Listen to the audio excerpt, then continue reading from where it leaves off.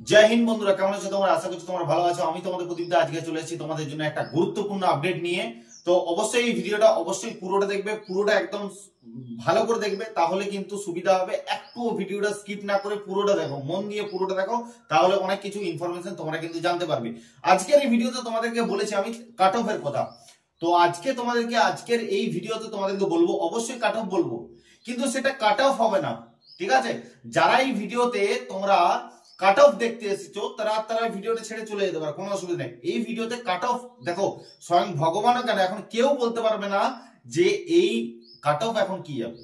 আজকের এই ভিডিওতে তোমাদেরকে বলবো যেটা কলকাতা পুলিশের প্রিলিমিনারি এক্সামের সেফ স্কোর, ঠিক আছে? কাট অফ এখন কেউ বলতে পারবে না, কাট অফ বলা কারোর পক্ষে সম্ভব নয়, কিন্তু আজকের এই ভিডিওতে তোমাদেরকে বলবো, আমি একটা জিনিস বলবো যে সেফ স্কোর কত নাম্বার পেলে তুমি তোমার মনে হাত রেখে বিছানায় তুমি ঘুমাতে পারবে যে এই নাম্বার পেলে আমি প্রিলিমিনারি এক্সাম ক্র্যাক করব, আমি প্রিলিমিনারি এক্সামটা পাস করে আমরা পিএমডি পিইটির জন্য ডাক পাবো। তো কত নাম্বার পেলে সেই জিনিসটা তোমাদের কাছে বলবো, যে বুকে হাত রেখে ঘুমাবে। কাট অফ সম্ভব নয়, কিন্তু অন্তত নিজের একটা যে স্ট্রেংথ, সেটা তোমরা বুঝতে পারবে যে এই স্ট্রেংথে আমরা চলছি। তো আজকের যে সেফ স্কোরটা তোমাদেরকে বলবো, তোমরা যদি এই সেফ করে যদি তোমরা প্র্যাকটিস সেট এক্সাম দিয়ে যদি এই নাম্বার তুলতে পারছো না, তাহলে জানবে যে তুমি একদমই অনেক নিচে পড়ে আছো। তুমি সবাইকার থেকে অনেক নিচে পড়ে আছো, কারণ তোমার চাকরি পাওয়ার এখন প্রি এক্সাম পাস করারই তোমার ক্ষমতা এখনো জোটেনি, ঠিক আছে?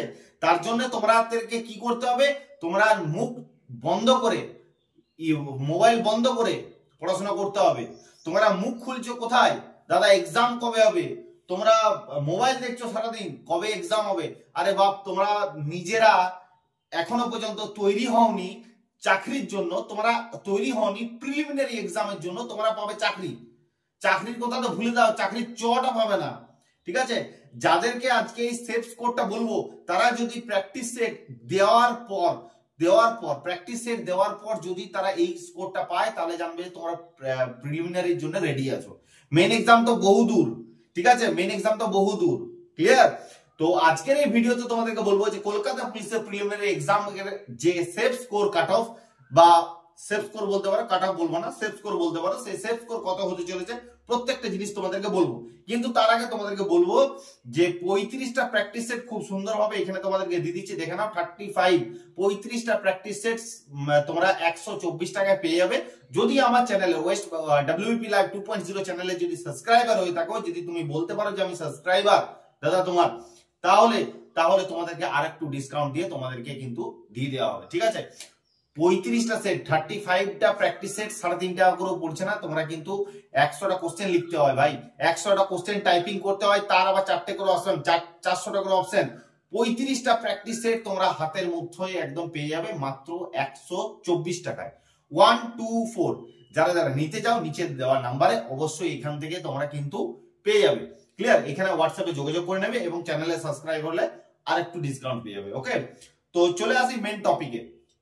তোমরা কলকাতা পুলিশের প্রিলিমিনারি এক্সাম তোমরা ভাবছো বহুদিন ধরে তোমাদের কিন্তু হচ্ছে না, প্রায় 1.5 বছর ধরে আটকে আছে। তোমরা যদি ভাবছো যে 1.5 বছর আগে যে কাট অফটা যেত, সেটা কি 2025-এ 1.5 বছর পরও সেটে যাবে? তার কিন্তু যাবে না। কাট অফ বাড়তে চলেছে, যত দিন যাচ্ছে কম্পিটিশন কিন্তু বাড়তে চলেছে। তুমি একদিন পড়ছো না, তোমার মাথার উপরে পা দিয়ে 10টা ছেলে এগিয়ে যাচ্ছে, ঠিক আছে? আজকে ফর্ম ফিল আপ হয়েছে ধরে নাও 10 লাখের মতন ফর্ম ফিল আপ হয়েছে কলকাতা পুলিশে। তার মধ্যে পড়াশোনা করছে কতজন জানো? পড়াশোনা করছে মাত্র 60 থেকে 70 হাজার, যারা ডেইলি রেগুলার পড়াশোনা করছে। ওই 60 থেকে 70 হাজারের মধ্যেই কিন্তু বাছাই করে চাকরিটা হবে, ঠিক আছে?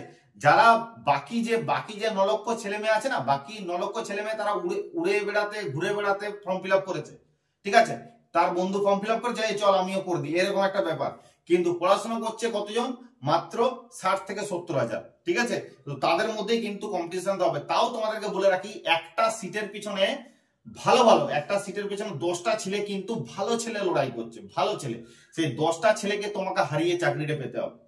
তাহলে এখনো পর্যন্ত বলছি যারা যারা পড়াশোনা করছো না, ভালো করে মন দিয়ে পড়াশোনা করো, নিজেদেরকে এই প্র্যাকটিস সেট গুলো যেগুলো দিচ্ছি তোমরা অবশ্যই নিয়ে নাও এবং সেভ স্কোরের আসছে কিনা একটু দেখে নাও। যদি তোমাদের সেভ স্কোরে আসে তাহলে জানবে তুমি একদম সঠিক জায়গায় আছো, তোমার কোনো অসুবিধা নাই, আরামসে তুমি কিন্তু প্রিপারেশনটা নিতে পারো। আগামী দিনে চাকরি পাওয়ার জন্য তুমি কিন্তু তৈরি থাকবে।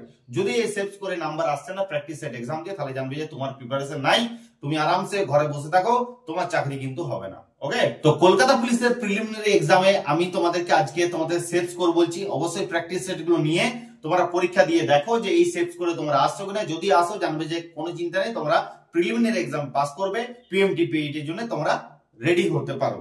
ওকে, তো ওবিসি বি দের জন্য বলবো, ওবিসি বি দের জন্য বলবো আমি 44 যদি কলকাতা পুলিশের প্রিলিমিনারি এক্সামে পেয়ে থাকো তাহলে তুমি কিন্তু আরামসে স্যাটিসফাই থাকবে যে তুমি কিন্তু কলকাতা পুলিশের প্রিলিমিনারি এক্সামে পাস করবে। ওকে, কোনো অসুবিধা নাই। ওবিসি এ দের জন্য বলবো, ওবিসি এ দের জন্য বলবো 37 যদি তুমি পেয়ে থাকো, 37 যদি ওবিসি এ ক্যান্ডিডেট হয়ে যদি 37 পেয়ে থাকো তাহলে তোমরা কিন্তু পিএমটি পিইটি এর জন্য রেডি হতে পারো এখন থেকে। এবং তোমরা প্র্যাকটিস সেট গুলো আগে দাও, প্র্যাকটিস সেট গুলো দিয়ে দেখো তোমার কত নাম্বার হচ্ছে। ওকে, এসটি দের জন্য বলবো, এসটি দের জন্য বলবো আমি যে 31, এসটি রা যদি 31 পেয়ে থাকো তাহলে তোমরা প্রিলিমিনারি এক্সামে পাস করবে। যদি প্র্যাকটিস সেট গুলো যদি তোমরা নিচ্ছ, প্র্যাকটিস সেট গুলো যদি তোমরা এক্সাম দেওয়ার পর দেখছো যে 31 হচ্ছে, তাহলে তোমরা কিন্তু প্রিলিমিনারি এক্সামে পাস করতে পারবে। আশা করছি কোনো অসুবিধা হবে না। ওকে, এসসি দের জন্য বলবো, এসসি দের জন্য বলবো মোস্ট বি ইম্পর্টেন্ট, এসসি রা ভালো করে শুনবে 37। এসসি রা যদি 37 পেয়ে থাকো প্রিলিমিনারি এক্সামে প্র্যাকটিস সেট গুলোতে, তাহলে জানবে তোমার আগামী দিনে কিন্তু আরামসে কোনো অসুবিধা হবে না, তোমরা কিন্তু প্রিলিমিনারি এক্সামে পাস করতে পারবে এবং তোমরা পিএমটি পিইটি এর জন্য রেডি হতে পারো। ওকে, এরপর বলো ইউআর, অর্থাৎ ইউআর বলতে আমরা জেনারেলি বোঝাই, তাই না, আনরিজার্ভ ক্যাটাগরি। তো জেনারেল বা ইউআর দের জন্য আমি বলবো যে তোমরা 47, ইউআর রা কলকাতা পুলিশের প্রিলিমিনারি এক্সামে সেভ স্কোর হচ্ছে 47। প্র্যাকটিস সেট গুলো নিয়ে তারপর যদি এক্সাম দেওয়ার পর যদি দেখো যে তোমার নাম্বার 47 হচ্ছে, 47 প্লাস হচ্ছে, কোনো অসুবিধা নিশ্চিন্তে থাকতে পারো, তোমরা প্রিলিমিনারি এক্সাম পাস করবে, পিএমটি পিইটি এর জন্য রেডি হতে পারো এবং মেইন এক্সামের জন্য রেডি হতে পারো। ওকে, কিন্তু একটা সবথেকে বড় কথা তোমাদের বলছি, যারা এই নাম্বার গুলো আমি বললাম, সেভ স্কোর গুলো বললাম, সেভ স্কোরের আশেপাশে যদি পাও, অর্থাৎ আমি যেমন বললাম ইউআর দের জন্য কাট অফ বা সেভ স্কোর যেটা বললাম তোমাদের কলকাতা পুলিশের প্রিলিমিনারি এক্সামের জন্য 47, তুমি যদি 48 পেয়ে থাকো, 49 পেয়ে থাকো, মানে 48 এর কাছেই যদি 1-2 নম্বর বেশি পেয়ে থাকো, যে সেভ স্কোর গুলো বললাম তার থেকে যদি 1-2 নম্বর বেশি পেয়ে থাকো, তাহলে কিন্তু তোমাদের চাকরি হবে না। ক্লিয়ার? এটা মাথায় ঢুকি নাও, চাকরি হবে না, কারণ মেন এক্সামে কাট অফ কিন্তু অনেক বেশি হবে। তুমি এই কম টাইমের মধ্যে মেন এক্সাম প্রিপারেশন করে কমপ্লিট করা চারটিখানে ব্যাপার না, তোমাদেরকে দিন রাত এক করে পড়াশোনা করতে হবে। ঠিক আছে, এরপর ডাব্লিউপি কিন্তু একটাই এক্সাম, এটুকু মাথায় রাখবে। সবাইকার লক্ষ্য কিন্তু ডাব্লিউপি দিকে, কলকাতা পুলিশের লক্ষ্য খুব অনেক, অর্ধেক ছেলের লক্ষ্য কলকাতা পুলিশ দিকে, প্রায় 90% ছেলে মেয়েদের ইচ্ছা কিন্তু ওয়েস্টবেঙ্গল পুলিশের দিকে, কারণ ওয়েস্টবেঙ্গল পুলিশের ভ্যাকেন্সিটা বেশি। ওয়েস্টবেঙ্গল পুলিশে কিন্তু আমাদের যে সিট সংখ্যা, সেই সিট সংখ্যা বেশি, তার জন্য ওইদিকে ফোকাসটা সবাইকার বেশি। ঠিক আছে, তো তোমরা যদি ভেবে থাকো যে ওয়েস্টবেঙ্গল পুলিশে আমরা টার্গেট করবো, ওয়েস্টবেঙ্গল পুলিশে আমরা টার্গেট করে চাকরি পেয়ে যাবো, তা কিন্তু সহজ হবে না। ওখানে কাট অফটা কিন্তু এরকমই যাবে। নেক্সট ভিডিওতে তোমাদেরকে অবশ্যই আমি জানাবো যে ওয়েস্টবেঙ্গল পুলিশের যে একটাই এক্সাম, মেন এক্সাম, সেই মেন এক্সামে কিভাবে তোমরা নাম্বার রাখলে তোমরা আগামী দিনে চাকরিটা পাবে। ওকে, দেখা হচ্ছে নেক্সট ভিডিও। জয় হিন্দ, জয় ভারত।